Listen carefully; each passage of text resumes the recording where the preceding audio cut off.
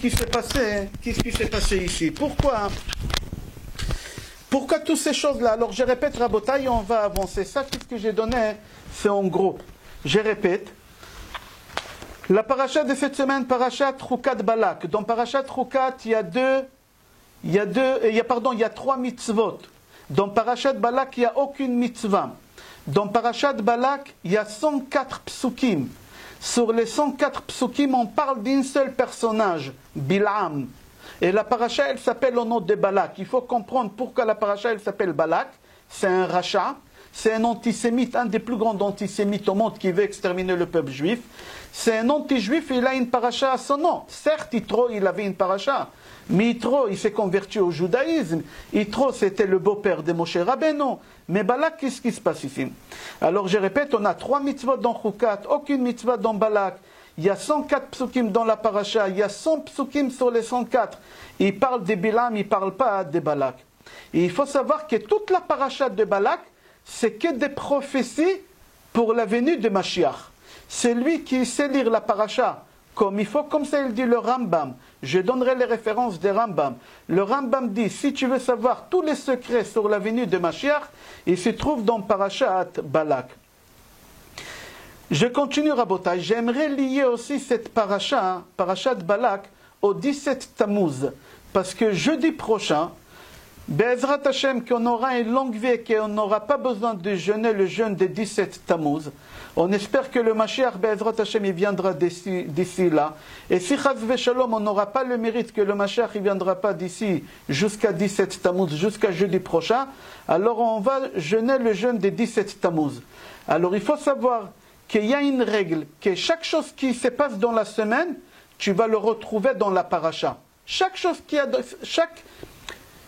fête ou quelque chose qui est important qu'il y a dans la semaine, tu vas le retrouver dans la paracha.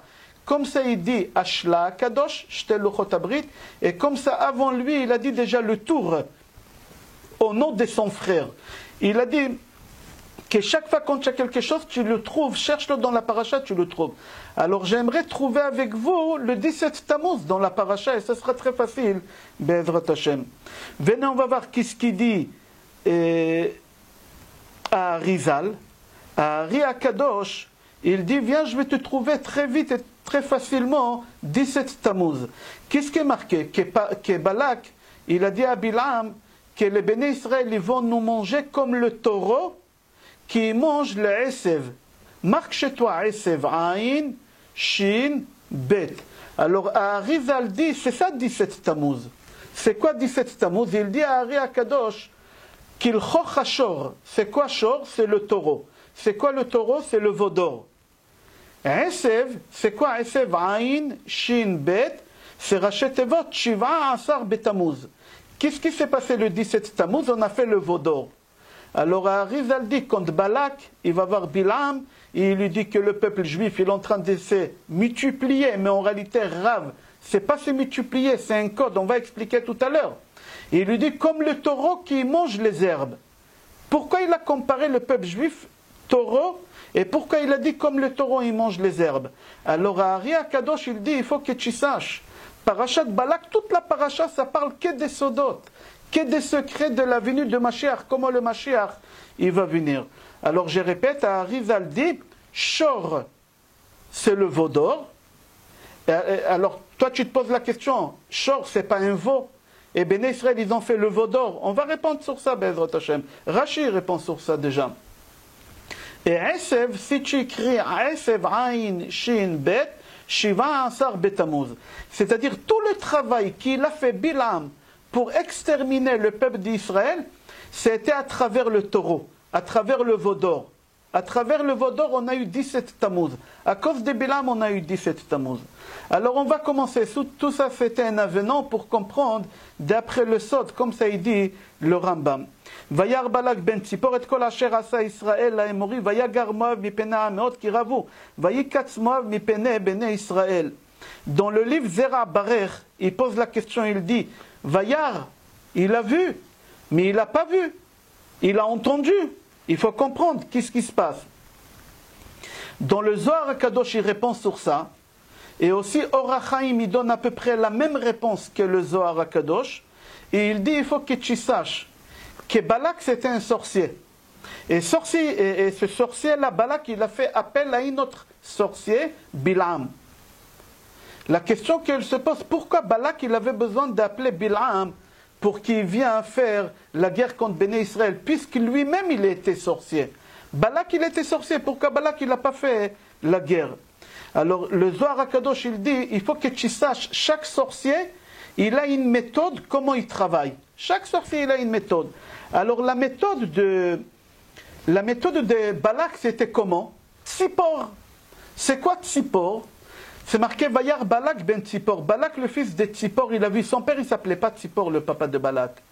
Balak, il travaillait avec sa sorcellerie, avec une méthode qui s'appelle Tzipor. En hébreu, ça s'appelle Mazlat. Matos, Zehui, Lelotayas. En français, ça s'appelle un drone. Les drones, ce n'est pas de maintenant. Le drone, ce n'est pas les Israéliens qui l'ont inventé. Le drone, il a existé déjà à l'époque de Balak. Balak, quand il voulait savoir qu'est-ce qui se passe dans le monde, il prenait cette drone-là, que la Torah elle appelle Tzipor, comme un oiseau, il prenait cette drone-là, et il l'envoyait pour voir qu'est-ce qui se passe. Et comme ça, lui, il avait des informations. C'est pour ça que c'est marqué Balak ben Tzipor, Balak le fils de Tzipor. Comme l'oiseau, il vole, il venait lui raconter, mais ce n'était pas un oiseau, c'était un drone en français. Ça s'appelle. Alors le Zohar HaKadosh il dit, maintenant sa réponse sur la question pourquoi c'est marqué au début de la paracha. Vayar Balak, Balak il a vu. Mais Balak il n'a pas vu, Balak il a entendu. Il fallait marquer Vaishma Balak ben Tzipor, Balak le fils de Tzipor, il a entendu qu'est-ce qu'ils ont fait les Béné Israël aux deux puissances mondiales. Vous imaginez? Le peuple juif, il était à peu près au niveau d'aujourd'hui, comme le Marocain, la puissance du pays du Maroc aujourd'hui qui sort en guerre contre les États-Unis et la Russie en même temps. Les deux plus grandes puissances au monde. Comment c'est possible? Oui, et c'est ça qu'est-ce qu'il a vu, Balak. Balak, il a vu. Alors, puisque Balak, il a vu ça, il a envoyé son drone. C'est pour ça que c'est marqué Vayar, et c'est pas marqué qu'il a vu. Parce qu'il a entendu. Et parce qu'il a vu, il n'a pas entendu. Et qu'est-ce qu'il fait Balak ben Tzipor? Quand il voit cette situation, tout de suite, il raconte à Moab. Il raconte à son peuple qui s'appelle Moab. Vayagar Moab mipene ha'am kiravuhu. Moab, ils avaient peur. Il faut comprendre pourquoi Moab, ils avaient peur. C'est pas Moab qu'il fallait qu'ils ont peur, parce qu'eux, ils n'ont rien vu et ils n'ont rien entendu. Moab, ils ont entendu de Balak. C'est Balak qui doit avoir peur. Il fallait marquer Vayagar Balak mipene ha'am. Il ne fallait pas marquer Vayagar Moab. Vayagar, ça veut dire il a eu peur. Il ne fallait pas marquer que Moab il a eu peur, parce que Moab il n'a pas eu peur. Moab il ne savait pas ce qui se passe ici. Il fallait marquer que c'est Balak qui a eu peur, parce que c'est lui qui l'a tout vu, et il a tout raconté. Rabota, il faut comprendre c'est quoi Kiravuhu. Il avait peur parce que Rav, c'est quoi Rav? Qu'est-ce qui veut dire le mot? Encore c'est marqué dans la paracha.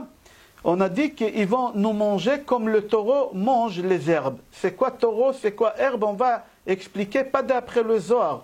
Tout à l'heure, j'ai rapporté le Zohar. Taureau, c'est le veau d'or. Et herbe, c'est quoi herbe? Herbe, c'est Esev en hébreu. Aïn, Shin, Bet, Shiva, Ansar, Betamou. Ça, c'est d'après le Harizal, qu'on a dit tout à l'heure. Le Zera Barer, qu'on a cité tout à l'heure, il pose la question que Rashi pose aussi. Pourquoi Moab ils ont parti voir Midian?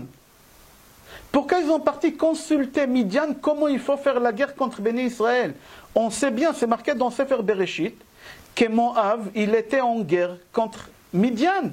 Si Moab, il était en guerre contre Midian, comment ça se fait qu'il est parti demander des conseils à Midian?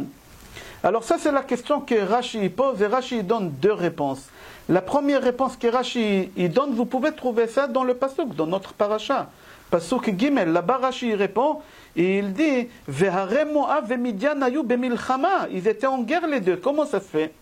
Rashi répondit parce que Moab et Midian, ils avaient peur de Béné Israël. Alors ils ont dit venez, on va s'unir et on va devenir une puissance contre les Béné Israël. Alors pour essayer de se protéger, on essaie de se protéger même derrière son ennemi. C'est ça qu'est-ce qu'il a fait Moab. Alors Rashi pose la question, bon d'accord, c'est compréhensible qu'ils ont parti s'unir avec Midian, mais je ne comprends pas pourquoi Moab, ils ont demandé des conseils à Midian, comment sortir en guerre contre Béné Israël. Pourquoi Moab, ils avaient ça? Puisque Moab, ils étaient beaucoup plus forts que Midian. Moab, ils ont gagné la guerre contre Midian.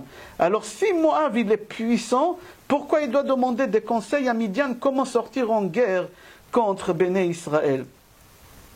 Alors, il répond Rashi, il répond comme ça, et aussi le livre Zera Barech, ils répondent, et ils disent pour la simple raison, c'est qui le général des Béné Israël maintenant? Pour les Moab et Midianim, pour eux, qui c'est le général? Qui c'est qui mène toutes les guerres, toutes les batailles contre le monde entier? C'est Moshe Rabbeinu. Et Moshe Rabbeinu, il avait quel passeport? La femme de Moshe Rabbeinu, elle avait quel passeport? Quelle nationalité ils avaient Moshe et sa femme? Moshe Rabbeinu, il a perdu sa nationalité égyptienne parce qu'il s'est sauvé d'Égypte. Il est parti habiter à Midian. Alors il a eu le passeport des Midian. Sa femme, c'est la fille d'Yitro Cohen Midian.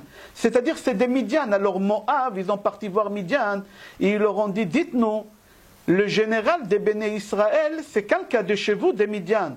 Vous devez le connaître bien. Dites-nous comment il est la force, d'où il a cette puissance, Moshe. C'est ça la question, c'est pour ça, moi, ils ont posé la question à Midian, parce que Midian, il connaissait bien Moshe, parce que Moshe, il a vécu à Midian. Alors les Midianim, ils répondent aux Moavim, ils leur disent, vous savez, toute la puissance d'un juif en général, est particulière de Moshe Rabbeinu, c'est avec la bouche. C'est avec la bouche. C'est qu'avec la bouche. Alors maintenant, Balak, il a un problème. Pourquoi? Il ne peut pas sortir en guerre contre Béné Israël, parce que Balak, toute sa puissance, elle était où? Vous vous rappelez, au début, on a dit Vayar Balak ben Tzipor. Balak, il avait une méthode de sortir en guerre contre les gens avec un drone. Mais ici, il faut sortir avec Béné Israël en guerre avec la bouche. Et lui, ce n'était pas sa spécialité. Il y a quelqu'un au monde qui avait cette spécialité. Le petit-fils de Lavan. Vous vous rappelez qui c'est Lavan? Lavan, c'est le beau-père de Yaakov. Pardon, pas le petit-fils, l'arrière-petit-fils de Lavan. C'était qui? C'était Bilam. Parce que le plus grand sorcier au monde, c'était le beau-père de Yaakov. Le plus grand sorcier au monde, c'était le beau-père de Yaakov. Qu'est-ce qui se passe? L'arrière-petit-fils de Lavan, il s'appelle Bilam. Et toute sa force, elle est avec la bouche. Avec la bouche. Alors, qu'est-ce qu'il fait Balak? Balak, il dit, moi, je ne peux pas sortir en guerre contre Béné Israël, parce que Béné Israël, leur puissance, c'est avec la bouche. Et la puissance de Moshe Rabbeinu, c'est avec la bouche. Alors moi, il faut que je ramène quelqu'un qui toute sa puissance, elle est avec la bouche. Alors qu'est-ce qu'il fait? Il va ramener contre Béné Israël Bilam. Et là, Bilam, il rentre dans la paracha. Toute la paracha, elle fait 104 psukim. Les 100 psukim, on parle que de Bilam. Pourquoi? Parce que Balak, il a ramené Bilam pour faire la guerre contre Béné Israël. Maintenant, on a compris pourquoi Bilam, il sort en guerre contre Béné Israël. Pourquoi Moab? Mais Midian, quel intérêt ils ont sortir en guerre? Balak, il a un intérêt. Pourquoi? Parce qu'il y a un code que Balak seul, il savait. Et lui, il avait intérêt d'exterminer les Béné Israël. Qui ravou? C'est quoi Rav? Dans la paracha, ça commence. Qui ravou? C'est pas Rav beaucoup. Rav, c'est un code. Ruth, Boaz. Parce que Balak, sa petite fille, c'était qui? Son fils, c'était Eglon. Et la fille d'Eglon, c'était Ruth. Et comme Balak, c'était un sorcier, il savait que de lui, elle va sortir une petite fille qui s'appelle Ruth, qu'elle va se marier avec quelqu'un qui s'appelle Boaz. Alors il a dit, le Mashiach, il vient de moi. Puisque le Mashiach de Béné Israël, il vient de moi, il faut que j'extermine tous les Béné Israël. Comme ça, ma petite fille, elle n'a pas avec qui se marier. Alors comment c'est marqué dans la paracha? Vayar Balak ben Tzipor. Vayar, il a vu. Balak, le fils de Tzipor. Tout ce qu'il a fait Béné Israël aux deux puissances mondiales. Et qu'est-ce qui est marqué là-bas? Qui ravou. Lui, il a vu que de lui, il va sortir Ruth, Rav, Resh, Bet, Ruth et Boaz. Il a vu ça, il a dit, il faut que j'extermine. Alors lui, il avait raison pour exterminer les Béné Israël. D'accord. Mais Midian, quel intérêt? Midian, quel intérêt ils ont à sortir en guerre? Écoutez la belle réponse qu'il donne le Kli Yakar. Le Kli Yakar, il donne une belle réponse. Le Kli Yakar, il dit comme ça, que Moab, il a dit à Midian, écoutez-moi, sachez que les Béné Israël, ils ont sorti d'Égypte après 210 ans d'esclavage et de souffrance, Béné Israël, ils sont en train de régler les comptes à toutes les personnes qui ont causé leur esclavage. Alors sachez que vous êtes la première sur la liste. Pourquoi? Pour la simple raison. Venez, on va voir ce qui est marqué dans Sefer Bereshit, Parashat Vayeshev, Pasuk Lamed Zayin. Vous allez voir Perek Lamed Zayin, chapitre 37, c'est marqué là-bas. Dans Pasuk 28, chapitre 37, Pasuk 28, Vayavro anashim midyanim, socharim, vayimshechu, vayalu et Yosef minabor. Quand les frères de Yosef, ils ont jeté Yosef dans le trou, qui l'a fait sortir Yosef du trou? Qui? Midian. Alors qui l'a causé que Yosef il va arriver en Égypte? Midian. Suite que Yosef il était en Égypte, tous les béné Israël ils ont sorti en Égypte. Yaakov il est descendu en Égypte, Beshvim Nafesh, ils ont tous descendu en Égypte. Alors puisqu'ils ont tous descendu en Égypte à cause de vous, Midian, sachez que vous êtes la cause de l'esclavage des béné Israël en Égypte. Alors la première personne que les béné Israël ils vont sortir en guerre et ils vont se venger, c'est vous. Vous avez intérêt à sortir en guerre contre Israël plus que nous. Qu'est-ce qu'il a fait ici, Balak? Balak, il était vicieux. Il n'a pas dit qu'est-ce qu'il avait dans la tête, qu'est-ce qu'il a vu. Lui, il a vu que quoi? Il a vu que de lui, il va sortir Rav, Ruth et Boaz. Il n'aura pas dit ça. Il aura dit, c'est vous qui vous êtes en danger. Moi, je viens vous rendre service, vous aider à sortir en guerre contre Béné Israël. Il était malhonnête, Balak, quand il aura dit ça. En réalité, qu'est-ce qu'il a fait, Balak? Balak, il a fait en sorte que quoi? Que les Midian, ils vont sortir en guerre pour leur intérêt, soi-disant que Béné Israël, ils vont sortir en guerre contre eux. Et la preuve, il dit le Kélia, car je précise, comment il a dit Balak à Midian? Kilchoch Shor. C'est quoi Shor? Qui il avait le drapeau Shor? Qui on a appelé dans la Torah Shor? Yosef Hatzadik. Ve Yosef Hatzadik nikra Shor, sheneemar, bechor Shoro, hadarlo. On a appelé Yosef Shor, alors vous, que vous avez pris le taureau, Yosef, et que vous l'avez vendu aux Ishmaélim, et aux Ishmaélim, ils l'ont ramené en Égypte, il faut que vous sachiez que Yosef, Shor, le taureau, il va se venger de vous. Comme ça, Balak, il a fait peur aux Midianim. Et Midian, ils étaient d'accord de sortir au Béné Israël. Ils vont sortir en guerre. Il y a un problème ici encore. Il y a un problème, jusqu'ici, tout est beau. Vous savez que dans la Torah, on a 613 mitzvot. Et parmi les 613 mitzvot, on a une mitzvah qui est rapportée dans Sefer Dvarim, chapitre 2, Pasuk 9. Akadosh Baruch Hu ordonne à Moshe Rabbeinu et au Béné Israël de jamais sortir en guerre contre Moab et Midian. C'est marqué dans la Torah. Al tetzar et Moab ve al tidgar bam milchama. N'y sort pas en guerre contre Moab, et dans le pasuk d'après c'est marqué contre Midian. Il ne faut pas sortir en guerre contre eux. Alors tout ce qu'on a dit jusqu'à maintenant, tout le château qu'on vient de construire, tout est en train de se démolir. Pourquoi? Parce que là, il est en train de monter un château.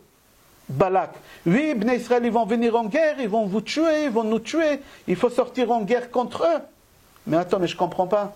Une des 613 mitzvot dans la Torah, dans Sefer Dvarim, chapitre 2, Pasuk 9, Akadosh Baruch Hu ordonne à Moshe Rabbeinu, qui dit au Bnei Israël que jamais il faut sortir en guerre contre Moab et Midian. La raison, il y a une raison, on va dire pourquoi la raison. Mais il n'y a pas de guerre. Bnei Israël, jamais ils vont causer la guerre contre Moab et Midian. Balak, il savait ça, mais il était malhonnête. Mais lui, il avait toujours un intérêt d'exterminer les Bnei Israël à cause de code Rav. Il savait que Ruth, elle se mariera avec Boaz, et lui, il n'a pas voulu que le Mashiach y vienne. Il n'a pas voulu que le Mashiach y vienne. On va reprendre le livre que j'ai cité tout à l'heure, Sefer Zera Barech. Et aussi, c'est rapporté dans Tosfot Gemara Baba Kama, et aussi dans Midrash Parashat Vayetze. Une histoire. Écoutez, David Amelech, il convoque Yoav. Yoav, c'était le général de l'armée de David. Alors David, il convoque le général. Et il lui dit, il le convoque au bureau ovale, comme on dit, et il lui dit, écoute-moi, je te donne l'ordre de sortir en guerre demain contre Édom et contre Midian. Tu vas sortir en guerre, prends tous les soldats et tu vas sortir en guerre contre Moab et Midian. Ok, Moab il prépare, il sort en guerre J'ouvre une parenthèse, vous posez la question, mais c'est marqué dans Sefer Dvarim qu'il ne faut pas sortir en guerre. C'est ça la question. Je referme la parenthèse, ne vous inquiétez pas. Je continue. Yoav, qu'est-ce qu'il fait? Il prend avec lui quelques centaines de milliers de soldats. Et il sort en guerre contre Moab et contre Midian. 48 heures après qu'il est parti en guerre, il revient bredouille. Avec tous les soldats, avec tous les missiles, avec tous les balles qu'il a. Il a tout ramené. Il n'a rien utilisé, il rentre. David Amelech, il lui dit, qu'est-ce qui se passe? Je te donnais un ordre il y a 48 heures de sortir en guerre contre Moab et contre Midian. Yoav, il lui dit, écoutez la réponse. Il lui dit, écoutez, monsieur le roi, j'ai arrivé à faire la guerre contre Midian, et eux, ils m'ont fait sortir une ordre de Dieu qu'il ne faut pas sortir en guerre contre eux. Ils m'ont ramené le Sefer Devarim, je ne sais pas comment ils l'ont eu, mais ils ont ramené le Sefer Devarim, et dans Sefer Devarim, dans chapitre 2, Pasuk Gimel, ils m'ont montré que c'est marqué là-bas qu'on n'a pas le droit de sortir en guerre contre eux. Ils m'ont montré dans la Torah, c'était marqué. Alors qu'est-ce que j'ai fait? J'ai laissé tomber. Qu'est-ce que j'ai fait? Je suis parti faire la guerre contre Moab. J'arrive après que j'ai quitté Midian, je vais chez Moab faire la guerre, et là, qu'est-ce qu'ils me font sortir? La même chose. Un pasuk après, c'est marqué Al tetzar et Moab. Tu n'as pas le droit de déclarer la guerre contre Moab. Alors c'est marqué dans la Torah, je ne peux pas faire. Alors je suis rentré bredouille. C'est marqué dans le Midrash que j'ai ramené tout à l'heure, les références, et dans le livre Zera Barer. Qu'est-ce qu'il a fait David Amelech? David Amelech, il a enlevé la couronne, et il l'a posée sur la table.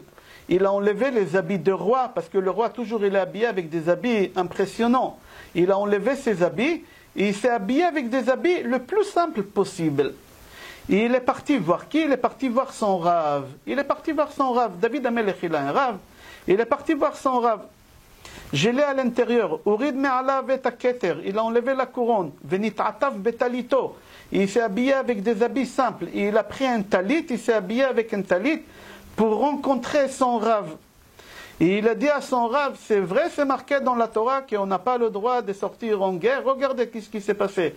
J'ai envoyé Moab. J'ai envoyé Yoav, et il est revenu bredouille.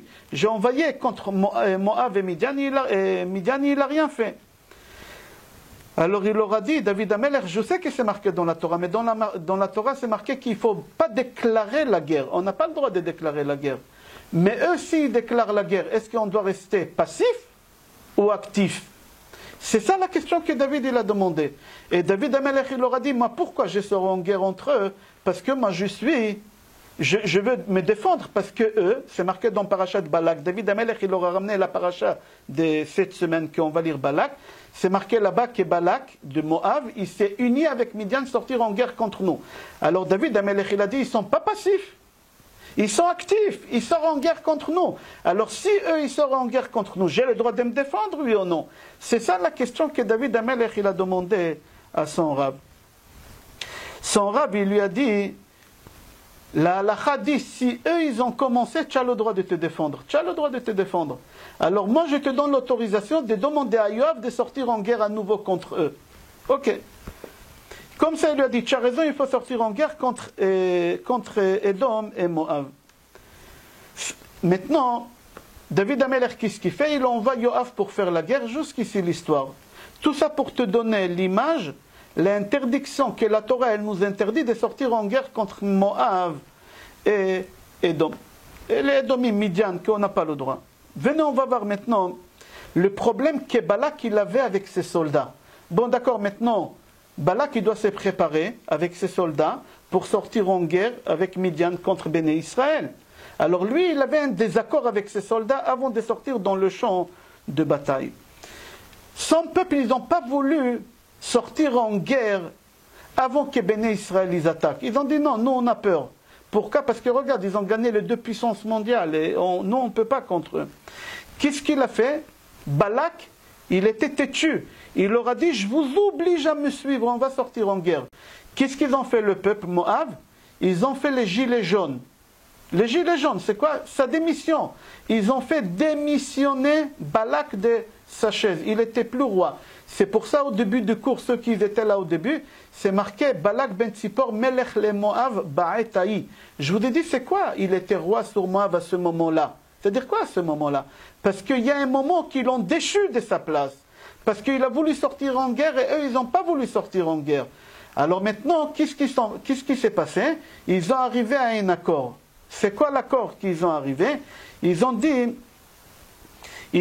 à Balak, regarde, on ne sort pas en guerre, parce qu'il ne faut pas sortir en guerre, parce que sinon ils vont nous attaquer, mais on va embaucher quelqu'un qui est fort avec la bouche pour qu'il sorte lui en guerre contre Béné Israël. Balak, il leur a dit, il n'y a pas de problème, je connais quelqu'un comme ça qui s'appelle Bil'am.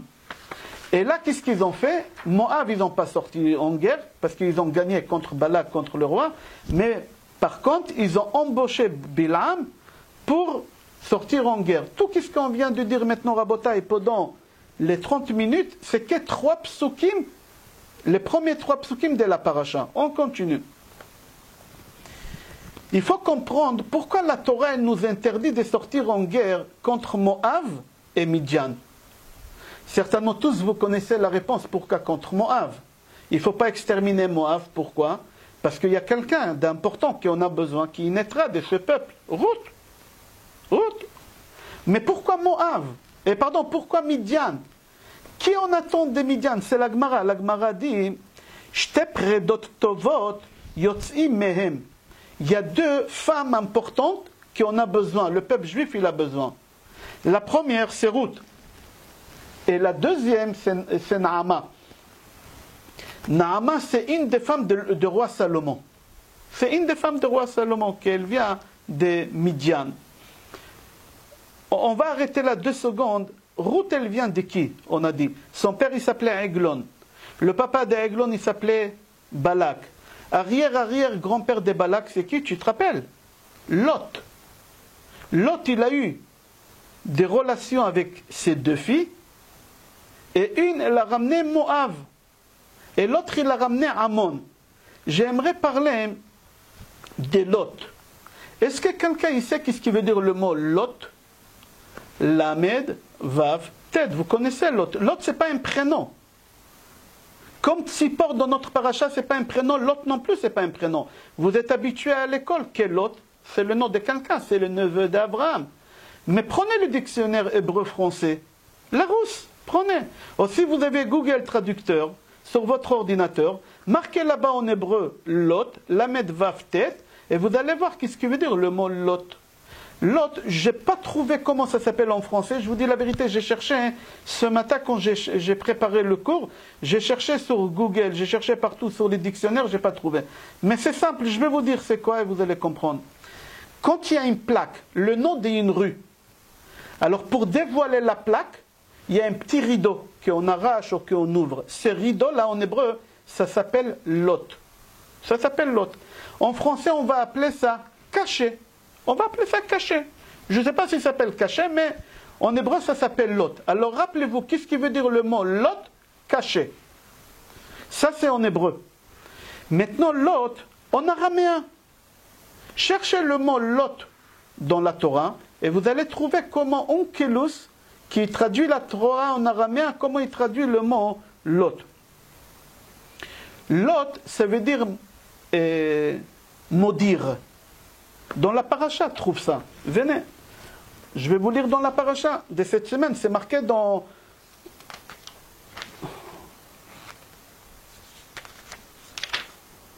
Voilà, dans chapitre 22, Pasuk 6. Dans la paracha, c'est marqué Ve'ata lecha nahara li. Hara, le Onkelos dit Lot li. Lot, maudit pour moi. Alors, Lot, ça veut dire caché, un cachet. Et Lot, ça veut dire quoi? Maudire. Il y a une troisième traduction. Qu'est-ce qui veut dire le mot Lot? Est-ce que quelqu'un il se rappelle où on lit Lot dans la Tfila? Pas seulement dans la Tfila, quand les Ishmaélim, ils ont pris Yosef pour le ramener en Égypte, ils ont racheté Yosef des Midian. Et les Ishmaélim, ils l'ont racheté. Qu'est-ce qu'ils portaient dans leur âne, les Ishmaélim? C'est marqué dans Parashat Vayeshev. C'est marqué là-bas, Nochot Tzri Velot. Valot, Velot en hébreu. C'est quoi Lot? Parfum. Ils avaient des ânes remplis de parfums. Alors l'autre, ça veut dire trois choses. Ça veut dire cacher, ça veut dire maudire, et ça veut dire parfum. Le Zohar HaKadosh, il dit, sache que tout ça, c'est de la Kabbale. Tout ça, c'est le Mashiach. Comme ça, il dit le Zohar HaKadosh. Et le Rambam aussi, il dit que tout ça, c'est le Mashiach. Ok. Venez, on va continuer le Zohar HaKadosh. C'est lui qui a un stylo qui marque qui marque Bil'am, Bet, Lamed, Aïn, Mem. Tu as écrit, maintenant écrit en bas, Balak, Bet, Lamed, Kouf. Les deux premières lettres de Bil'am écrit seul, et à côté collé, tu marques les deux dernières lettres aussi de Balak. Ça fait quoi? Amalek. Bil'am et Balak ensemble, ils forment Amalek. Et tout le travail d'Amalek, c'est quoi? C'est exterminer le peuple juif, exterminer le Mashiach. C'est comme ça il dit le Zohar HaKadosh, c'était ça le travail de Balak et Bil'am, c'est d'éliminer le Mashiach. Chacun il avait un intérêt. Et c'est pour ça Balak, il a dit à Bil'am, qui Rav vous, c'est quoi Rav? Rav, Ruth et Boaz, comme on a dit. Ça c'est le Zohar HaKadosh. À Rizal dit, on y va plus loin, dans la paracha, c'est marqué Vaishlach malachim el Bil'am petora. C'est quoi Vaishlach malachim el Bil'am petora? J'espère trouver facilement le pasuk parce que voilà. Dans chapitre 22, pasuk 5, hey, Vaishlach malachim el Bil'am ben Beor petora. Qu'est-ce qui veut dire le mot petora? Petora, ce n'est pas le nom d'un endroit. Ça n'existe pas. Cherchez sur le plan qu'on avait de l'époque talmudique, on n'avait pas un endroit dans le désert qui s'appelait Petora. Alors si Balak il a envoyé des messagers à Bil'am à Petora, il faut comprendre ce qui veut dire le mot Petora. C'est lui qui chante à la maison. Nous les Marocains, on a l'habitude de chanter à la maison vendredi soir. Azamer bishvachin, bema'al gopilchin, devachakal tapuchin, dinun kadishin. Azamer la hashta, ou bepatora chadeta, patora. Petora, ça veut dire quelque chose. Alors à Rizal dit, il faut que tu saches, Petora, c'est pas un endroit. Petora, c'est une table. Petora, c'est une table. Regarde aussi qu'est-ce qu'il dit dans Parashat Teruma, Ve'asita shulchan atse shitim. Qu'est-ce qui t'a traduit là-bas le Targum? Ve'asita shulchan et tu feras Petora. Alors c'est-à-dire Petora, c'est une table. Petora, c'est une table. Alors qu'est-ce qui se passe? Il faut comprendre. Balak, il envoie des messagers à Bil'am, pas à Petora. Il lui dit, viens, j'ai trouvé une table. Petora, ça veut dire table. Viens, j'ai trouvé une table. Il faut comprendre quelle table il a trouvé Balak. Pourquoi Balak, il appelle Bil'am, il lui dit, viens, j'ai trouvé une table. C'est ça la question d'Arizal. Arizal, il dit, j'aimerais comprendre quelle table il a trouvé. Arizal, il dit, viens, écoute bien. Vous vous rappelez la semaine dernière dans Parashat Korach, vous vous rappelez qu'est-ce qu'il a induit en erreur Korach dans son comportement contre Moshe Rabbeinu? Korach, il a vu dans sa vision que de lui il va sortir Shmuel Hanavi. Sheshakul keneged Moshe ve'Aaron, sheneemar Moshe ve'Aaron bechoanav ou Shmuel bekor'e shemo. Korach, qu'est-ce qu'il a induit en erreur? C'est qu'il a vu que Shmuel, le prophète, ve'esrim ve'arba, Shomrei Keuna, ils vont sortir de lui. Alors ça l'a induit en erreur, il s'est trompé, c'était pas de lui. C'était pas de lui. Ça l'a induit en erreur. Alors il dit à Rizal, sache que Balak aussi, il s'est trompé avec sa vision. Qu'est-ce qu'il a vu Balak? Balak, il a vu que Ruth, elle va sortir de lui. Alors Balak, il s'est dit, si Ruth, elle sort de moi, et elle va se marier avec Boaz, et le Mashiach, il va venir, il faut arrêter ici. Il faut arrêter, il faut faire quelque chose. Et c'est ça qu'est-ce qu'il a induit en erreur. Il a dit, si de moi, Ruth, elle va sortir, c'est-à-dire que Ruth, c'est quelqu'un de puissant. Et si cette femme, elle est puissante, grâce à elle, je pourrais exterminer le peuple juif. Ça l'a induit en erreur. Comme Korach, ça l'a induit en erreur. Alors maintenant, il faut comprendre quel rapport on a entre la table et c'est lui qui naîtra des Ruth, qui l'a induit en erreur. David, on va dire David Amelech. Quel rapport il y a table et David Amelech? Alors il faut savoir que la table, ça parle de Beth Amikdash. Ze ha-shulchan asher lifnei Adonai. C'était quoi? Aujourd'hui, on n'a pas le Beth Amikdash, on n'a pas les Mizbeach. Mais la table où tu manges, tu n'as pas le droit de te comporter pas comme il faut, comme si tu étais au Beth Amikdash. Ta table, tu n'as pas le droit de t'asseoir avec un short, tu n'as pas le droit de t'asseoir avec un tricot, c'est le Mizbeach. Tu n'as pas le droit de dire des paroles qui ne concernent pas la Torah. Ta table de Shabbat, c'est Mizbeach. On n'a pas le droit de s'asseoir sur une table où on mange, c'est le Mizbeach. Alors quand il dit Balak à Bilam, j'ai trouvé une table, viens, viens, viens. J'ai trouvé le Mashiach, j'ai trouvé le Kohen, j'ai trouvé le royaume, j'ai tout trouvé les secrets des Béné Israël, viens. Ça t'intéresse toi aussi, viens. C'est ça qu'est-ce qu'il voulait lui dire. Il dit à Ari, à Kadosh. Parce qu'il a dit à Bilam, viens, on va exterminer. D'une seule pierre, on va exterminer et les Kohanim, et les royaumes, et on va exterminer la Torah. Pourquoi? Parce que la Torah, elle était au Beth Amikdash, elle était au Mizbeach, la Torah. Luchot veshivre luchot, munachim ba'aron, c'est marqué. Venez, on va voir qu'est-ce qu'elle dit la Mishnah dans Avot, Maxime de nos pères, chapitre 4. Amar Rabbi Shimon Bar Yochai. Rabbi Shimon Bar Yochai dit, nous, le peuple juif, on a 3 couronnes. On a 3 couronnes. La première couronne, c'est la couronne de la Keuna. Il n'y a que les Kohanim qui portent cette couronne-là. Deuxième couronne, c'est la couronne des royaumes. Chaque roi d'Israël, il a une couronne. Comme David Amelech, il a enlevé la couronne. Pourquoi? Parce que David Amelech, il savait que Bilam, il va sortir contre sa couronne. Qu'est-ce qu'il a fait? Il l'a enlevé pour aller voir son rave. Maintenant, on voit le lien. Alors, qu'est-ce qui se passe? Il y a la couronne. Et troisième couronne qu'on a, nous les Juifs, Keter Torah. Il y a une quatrième couronne qui est la plus importante que les 3 couronnes, Keter Shem Tov Ole al Kula al Gabeen. Comme ça, elle dit la Mishnah, la réputation Ketcha, c'est plus important que la Torah, que la Keuna et que le royaume. Mais ça ne m'intéresse pas maintenant. Qu'est-ce qui nous intéresse dans ce cours? C'est les 3 couronnes, la couronne de la Keuna, la couronne de la Torah et la couronne des royaumes.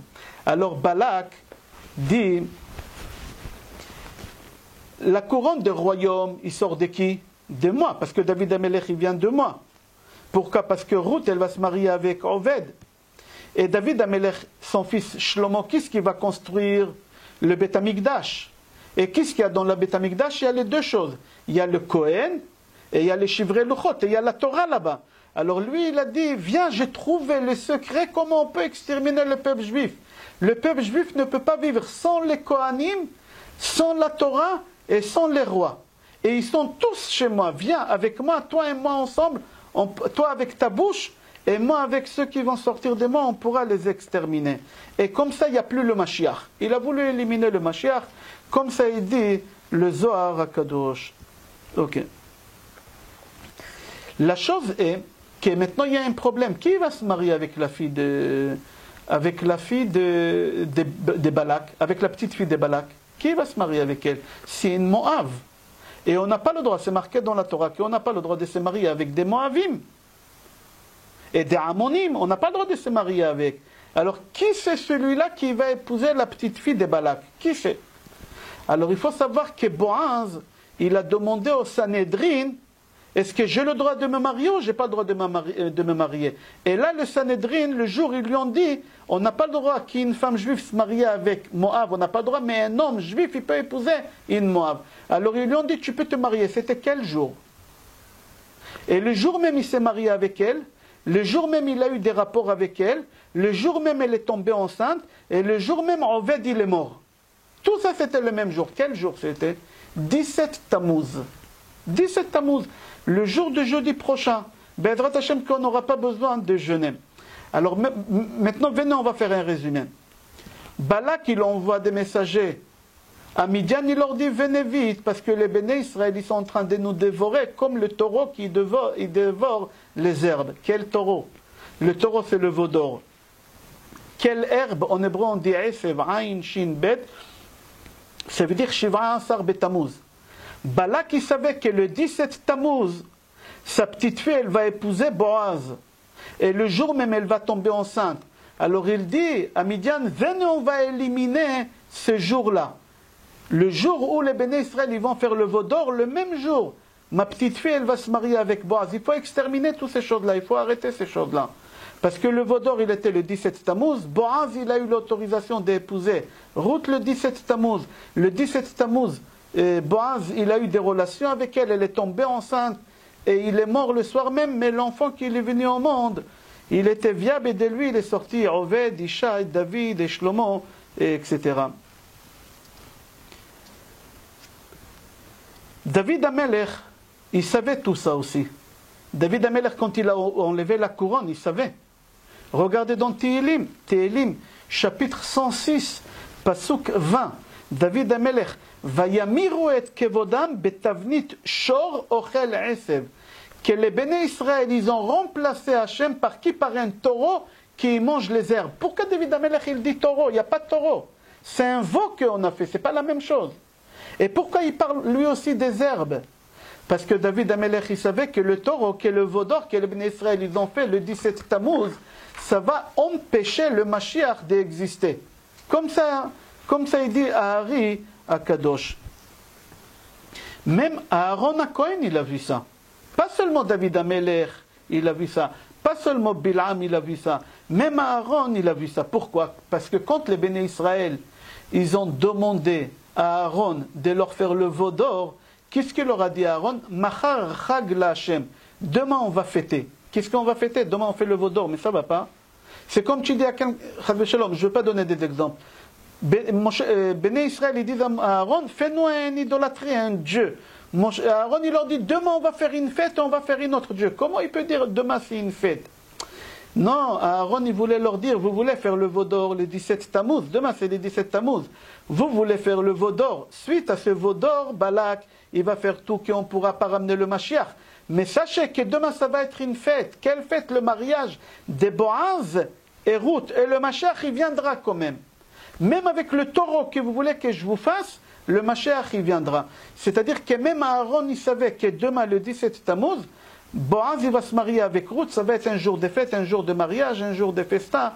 Et le Mashiach, il viendra demain. C'est-à-dire quoi, demain fête? Ari Akadosh dit, demain la première Neshama des royaumes de David, elle va descendre. La première fois qu'une Neshama Kacher, parce que Ruth, elle s'est convertie. Elle a épousé Boaz. Boaz a Rosh Sanhedrin. Rosh Shevet Yehuda. C'était pas n'importe qui. C'était la tête de Sanhedrin. C'était la tête de la tribu de Yehuda. Alors la première fois qu'une Neshama Kacher, sans aucune saleté qu'elle descend, c'est demain, le 17 Tammuz.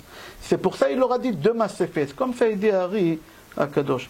Et c'est pour cela, si vous prenez le dictionnaire, vous allez voir toujours Parashat Balak. Quand ce n'est pas une année bissextile, quand il y a Parashat Balak, quelques jours après, c'est le jeûne des 17 Tammuz.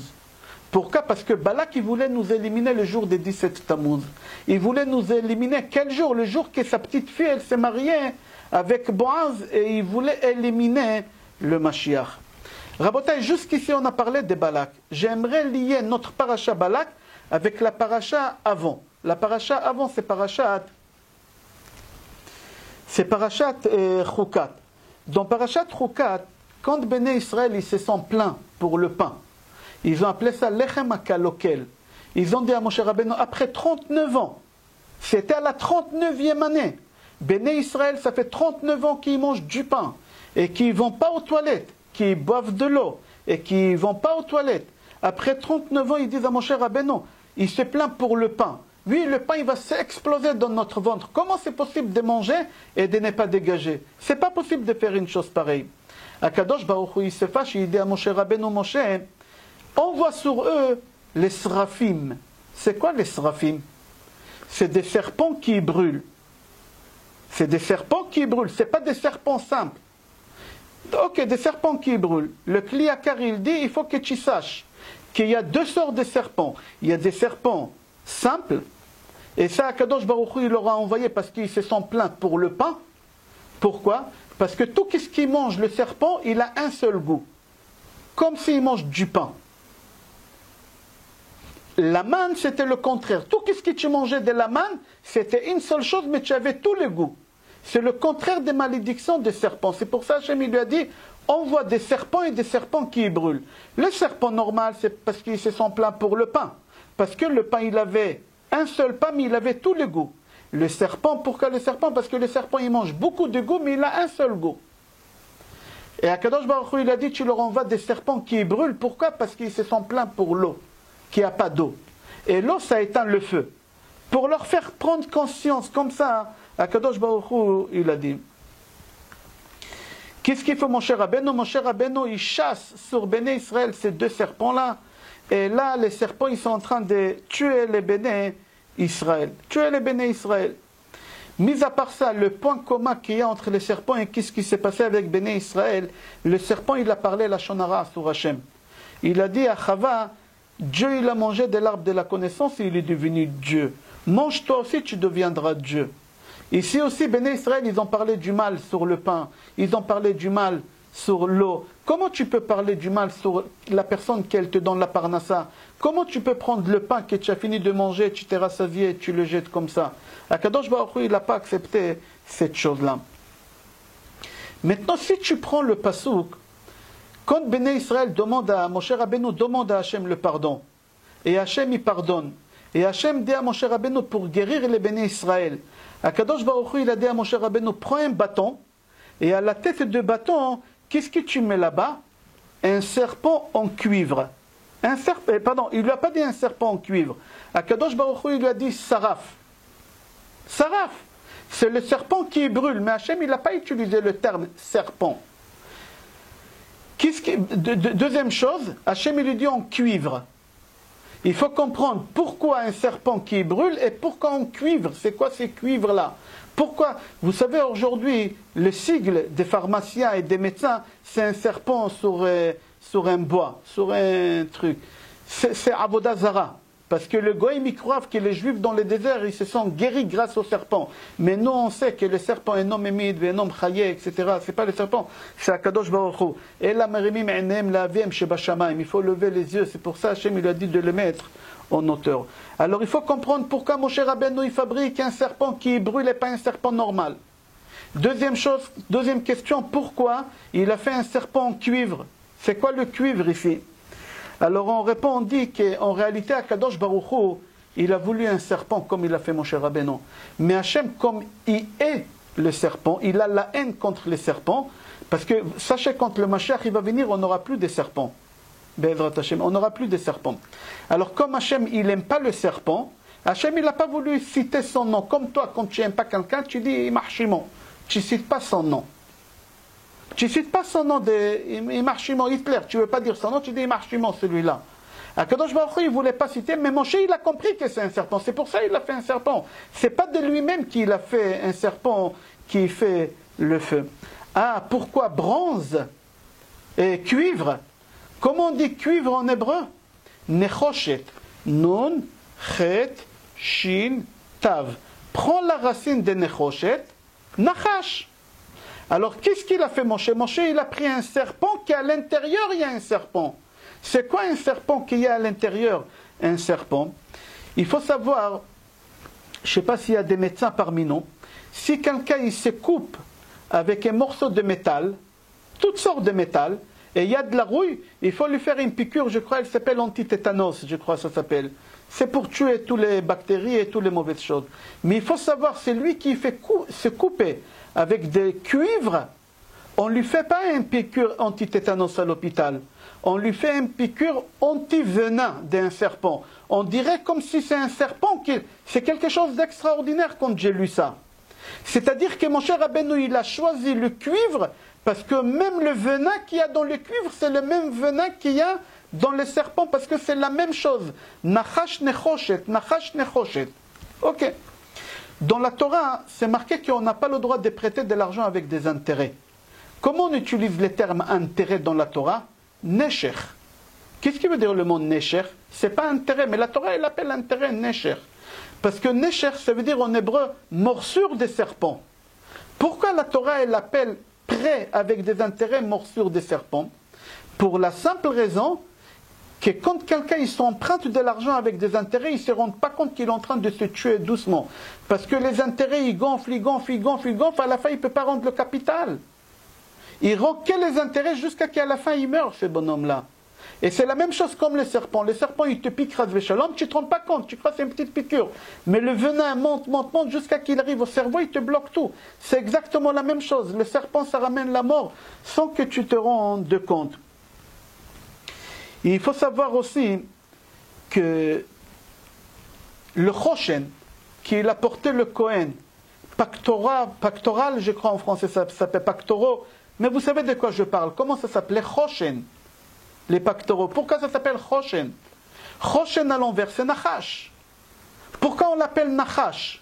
On va comprendre. Venez, on va parler un peu des Kabbales, on va parler un peu des secrets. Il faut savoir que personne au monde, à part Arizal, il faut savoir qu'Arizal, il a dépassé Rabbi Shimon Bar Yochai. Parce que prenez la Gemara, il y a des rabbins qui contredisent Rabbi Shimon Bar Yochai. Jamais vous allez voir quelqu'un qui contredit à Arizal. À Arizal, c'était même qu'il était après le Rabbi Shimon Bar Yochai. Personne n'y contredit à Arizal. Comme ça, il dit le Ben Ishraï. Et Arizal dit, personne au monde y connaît le secret du serpent. Tout ce qu'on est en train de parler là, c'est rien, c'est des choses simples. Le vrai secret des serpents, personne ici au monde. Même Rabbi Shimon Bar Yochai, il ne savait pas. Mais Moshe Rabbeinu. D'où on sait que Moshe Rabbeinu, il ne savait pas? Akadosh Baruch Hu, quand il s'est dévoilé à Moshe Rabbeinu la première fois dans le Sné, dans le buisson ardent, Hachem dit à Moshe Rabbeinu, jette ton bâton. Moshe, il jette le bâton il se transforme en quoi? En serpent. Qu'est-ce qu'il fait Moshe Rabbeinu? Il cache son visage. Pourquoi? Hachem, il lui a dit, Moshe, approche-toi, je vais te donner le secret des serpents. Moshe, il a dit, non, je ne veux pas, ça ne m'intéresse pas. Il ne voulait pas, personne n'y veut, même Rabbi Shimon Bar Yochai, il ne voulait pas. Personne ne veut connaître le secret des serpents.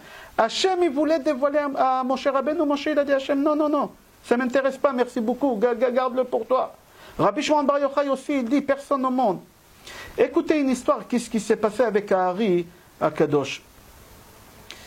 C'est marqué comme ça dans le livre Chiffré à Arizal. Vous pouvez trouver ce livre-là, ils l'ont traduit en français aussi. Une histoire. Un jour, Arizal, il était assis avec ses élèves. Et vous savez, parmi ses élèves, toujours, le préféré, c'était Maharachu. Rabbi Chaim Vital, il était là-bas. Et les élèves, ils ont dit à Arizal, Rabbi, donne-nous le secret des serpents. Écoutez bien, qu'est-ce que Moshe, il n'a pas voulu. Qu'est-ce que Rabbi Shimon Bar Yochai, il ne savait pas, ils lui ont demandé. Arizal, il n'a pas voulu. Il leur a dit, c'est pas pour vous. Ils l'ont mis le forcing. Et Arizal, il leur a dit. Il leur a donné le secret des serpents. Dès qu'il a fini, il a crié « Ouai, ouai, ouai !» Il a crié « Ouai, ouai !» Alors son élève Maharachu, il a dit « Qu'est-ce qui se passe? Pourquoi vous criez comme ça ?»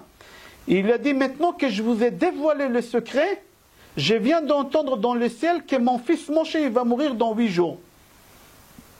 Parce que je vous ai dévoilé des choses. Le secret des serpents. » Là-bas, il raconte dans Chiffré Arizal, quand Arizal il est rentré chez lui à la maison, il a demandé à sa femme, il est où Moshe? Il est où Moshe? Alors il a dit, je ne sais pas, depuis quelques heures, il est dans le lit, il attrape la tête et il dit, ma tête, migraine. Elle va s'exploser, ma tête. Et Arizal, il savait que ça va finir dans 7 jours, et comme ça, son fils, il est mort à la fin. Pourquoi? Parce que Arizal, il a dévoilé le secret des serpents à ses élèves. Alors le meilleur élève d'Arizal, Maharachu, il était gêné. Il ne venait plus au cours. C'est à cause de lui, il a mis le forcing, il ne fallait pas. Alors à Arizal, il lui envoie un télégramme, il lui dit, écoute-moi, tu peux venir, ne te sens pas responsable de ça pour la simple raison que Hachem, il m'a ordonné de te dévoiler toutes les questions que tu me demandes, il faut que je te donne la réponse. Alors, tu n'es pas responsable. Ok, pourquoi je vous ai ramené cette histoire-là, que vous pouvez trouver dans Chiffré Arizal, pour vous montrer que qu'est-ce qu'on est en train de parler maintenant sur les serpents, on ne comprendra jamais qu'est-ce qui se passe. Mais j'aimerais lier ça avec notre paracha, et on finit Be'ezrat Hashem d'ici 5 minutes. Il y a un livre qui s'appelle Tzidkat HaTzadik, de Rabbi Tzadok HaKohen Milublin. Dans son livre, Rabbi Tzadok HaKohen Milublin, dans Ot Kuf Nun Zain, il dit, prends la valeur numérique de Nachash, écris chez toi Nun 50, Chet 8, Shin 300. Ça fait 358. Et écris le mot Mashiach, même Shin, Yud, Chet. Aussi, c'est 358. Qu'est-ce qu'il a fait Balak, il est parti appeler Bilam. Il a dit à Bilam, viens ici vite. Pourquoi? Parce que moi, je travaille avec un drone qui s'appelle Tzipor. Toi, tu travailles avec ta bouche, mais tu travailles avec quel ustensile? Le serpent. Comme ça, c'est marqué dans le Zohar, Parashat Chayei Sarah. Toi, le serpent, le Mashiach, viens, on va détruire le Mashiach. C'est la même valeur numérique. Mashiach et serpent. Alors, viens ici tout de suite. C'est pour ça, une parenthèse, je vous ai dit tout à l'heure, quand le Mashiach il va venir, on n'aura plus de serpents. Pourquoi? Parce que le Mashiach, c'est valeur numérique. De serpent, il va éliminer le serpent, le Mashiach. Alors, Balak, il a utilisé l'oiseau. Lui, il a utilisé Bilam, il a utilisé Nachash, comme c'est marqué dans la paracha chapitre 23, pasuk 23, Kilo Nachash be Yaakov. Nachash, c'est, en hébreu, en réalité, Nachash ici, que la Torah parle, c'est, comment on dit Nichush? Nichush, c'est peut-être oui, peut-être non. Mais le Zohar, il dit non, il ne faut pas croire qu'ici, Nachash, le Nachash, peut-être. C'est le vrai serpent ici. Ici, c'est le vrai serpent. Il dit, dans le secret des serpents, viens. Toi, tu connais Bilam, le secret des serpents, viens. C'est Zohar, Chayei Sarah, page Ain Dalet, page 74. Qu'est-ce qu'il écrit là-bas? Je l'ai à l'intérieur à Botaï, on finit dans 5 minutes. Bilam, il prenait un serpent. Il l'attachait devant lui. Et il prenait des herbes. C'est pour ça que c'est marqué Shor Esev. Il prenait des herbes. Il prenait ces herbes-là qui ne veut pas citer le Zohar HaKadosh, parce que le Zohar HaKadosh, il dit, moi non plus, je n'ai pas compris le serpent. Mais moi, je sais que Bilam, il prenait les serpents avec ces herbes-là, et il faisait des choses. Comme c'est marqué, Velo alach kepam bepam likrat nachashim. Ça ne lui a pas marché comme chaque fois quand il utilisait les serpents. Cette fois-ci, c'est marqué serpent en vrai dans la paracha.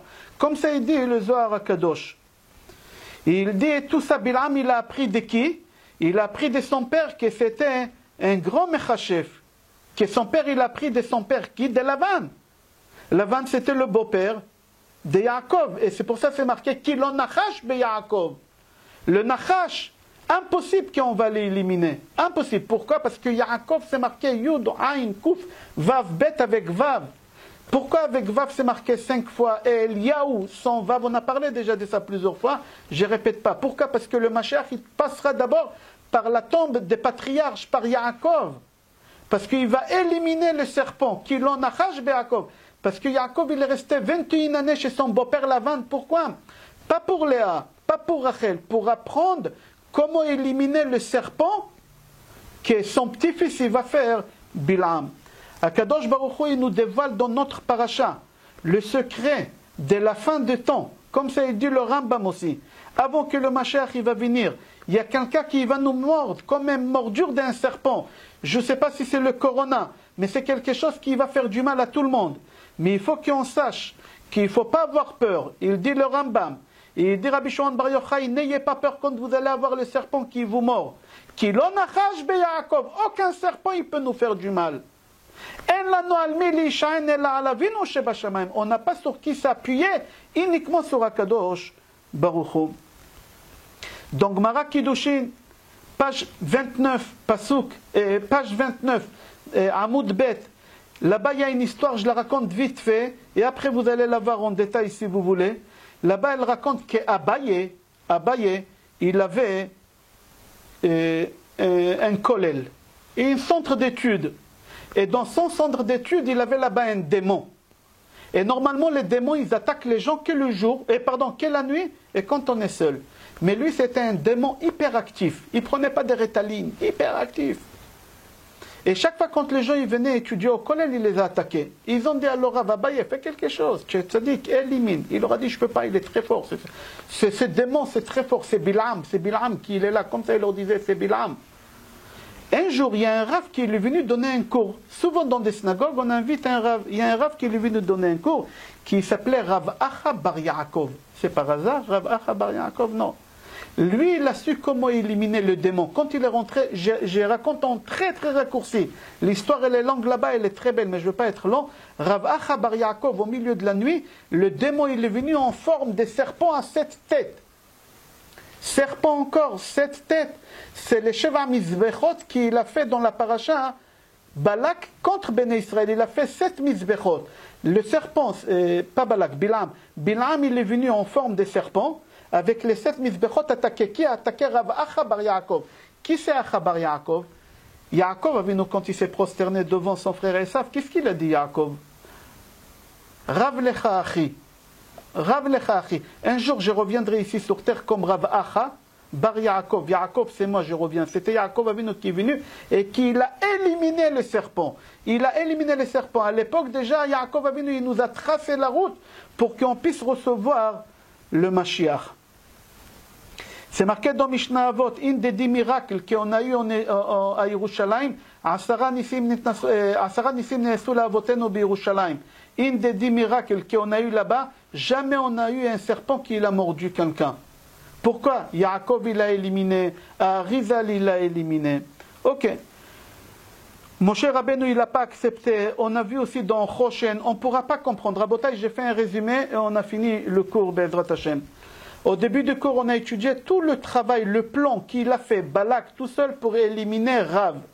Et il a dit à Bilam, qu'est-ce qu'il a dit? Le taureau et les herbes. Le taureau et les herbes, c'est la faute de Vaudor avec Esef Shiva Asar Betamuz. Il lui a dit, grâce à ça, on pourra éliminer, mais il n'a pas réussi. Parce que Bilam, il avait deux enfants, deux garçons, Yonos et Abrahamos. Bilam, il avait deux enfants, que c'est eux qui ont fait le Vaudor. D'après le Zohar HaKadosh, ce n'est pas Micha qui a fait le Vaudor, c'est Yanos et Yabramos. C'est eux qui ont fait le Vaudor. Et il les a pris, il les a mis devant lui vers le désert pour rappeler, mais il n'a pas réussi. Qu'est-ce qu'il a essayé? Il a essayé d'un autre côté par le serpent. Et c'est pour ça que j'ai lié la paracha de cette semaine, Balak, avec la paracha qu'on lira aussi, avec les serpents de Moshe Rabbeinu. Alors, Rabotai, on est tous tfila, Be'ezrat Hashem, on prie à Kadosh Baruch Hu, qu'Akadosh Baruch Hu va nous envoyer la délivrance finale, que le Mashiach va venir Bekarov, Be'ezrat Hashem, et qu'on n'aura pas besoin de jeûner le jeûne de 17 Tammuz, et qu'on partira tous au Bet Hamikdash, Be'ezrat Hashem. S'il y a des questions, Rabotai, on va essayer de répondre. Débloquez vos micros.